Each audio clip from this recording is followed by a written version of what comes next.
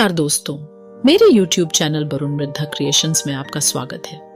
Ohm's law सरल शब्दों में सर्किट में करंट, वोल्टेज और रेजिस्टेंस के बीच में संबंध को बताता है। यह हमें बताता है कि करंट का फ्लो बिंदुओं के बीच पोटेंशियल डिफरेंस के साथ डायरेक्टली प्रोपोर्शनल और रेजिस्टेंस के साथ इनवर्सली प्रोपोर्शनल है। अगर दो बिंदुओं के बीच पोटेंशियल डिफरेंस अधिक होती है तो इसके माध्यम से करंट फ्लो अधिक होगा और यदि रेजिस्टेंस अधिक है तो इससे करंट फ्लो कम होगा। यह मान रहे हैं कि अन्य फैक्टर कांस्टेंट है।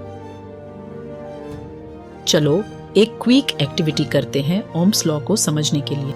हमें कुछ सामग्री चाहिए जैसे कि नाइक्रोम वायर, वोल्टमीटर और एमीटर और बहुत कम क्षमता के 3 इलेक्ट्रिक सेल 1 से 1.5 वोल्ट की सीमा में है।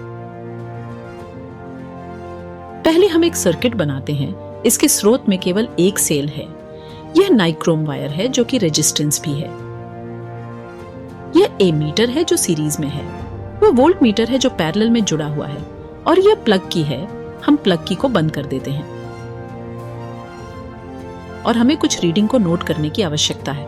एमीटर का और वोल्ट मीटर का नोट करना है।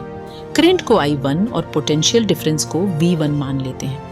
दूसरे मामले में सर्किट में 2 सेल कनेक्ट करें और ए मीटर और वोल्ट मीटर की संबंधित रीडिंग नोट करें। मत भूलो कि ए मीटर नाइक्रोम वायर के माध्यम से करंट का वैल्यू बताता है और वोल्ट मीटर नाइक्रोम वायर में पोटेंशियल डिफरेंस को बताता है। मान लीजिए रीडिंग क्रमशः I2 और V2 हैं और फिर तीसरे मामले के लिए प्रक्रिया वही दोहराएं। सर्किट में जब 3 सेल का उपयोग स्रोत के रूप में किया जाएगा, ध्यान दें कि सेल की संख्या बढ़ने से करंट और वोल्टेज भी बढ़ाता है, लेकिन क्या वे आनुपातिक रूप से बढ़ रहे हैं? यह जानने के लिए हम दाईं ओर एक अतिरिक्त कॉलम जोड़ते हैं जो प्रत्येक मामले में V/I का गणना करेगा। आप देखेंगे कि पोटेंशियल डिफरेंस करंट का अनुपात में प्रत्येक मामले में लगभग बराबर होगा, जो कि हमें बताता है कि एक तार के सिरों के आर पार पोटेंशियल डिफरेंस V इससे गुजरती हुई करंट से डायरेक्टली प्रोपोर्शनल है। इसके जरिए ये रिलेशन को जर्मन भौतिक विज्ञानी जॉर्ज साइमन ओम ने 1827 में इसकी खोज की थी। ध्यान दें कि यहाँ रेजिस्टेंस कांस्टेंट है और हमारा अन्य सभी फैक्टर तापमान भी कांस्टेंट है। यही ओम्स लॉ है। यदि V डायरेक्टली प्रोपोर्शनल है I से, यह भी अर्थ है कि V/I भी कांस्टेंट है। कांस्टेंट बस R या रेजिस्टेंस के अलावा कुछ भी नहीं।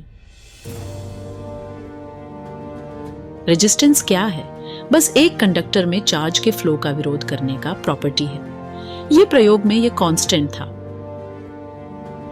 SI यूनिट में वोल्टेज का यूनिट वोल्ट और करंट का एम्पियर होता है, लेकिन SI यूनिट में रेजिस्टेंस का यूनिट क्या है? रेजिस्टेंस की यूनिट ओम है और इस ग्रीक अक्षर द्वारा दर्शाया गया है। एक कंडक्टर के 2 सिरों पर पोटेंशियल डिफरेंस 1 वोल्ट और इसके माध्यम से 1 एम्पियर करंट फ्लो हो रहा है, तो कंडक्टर का रेजिस्टेंस 1 ओम होगा। वीडियो देखने के लिए धन्यवाद।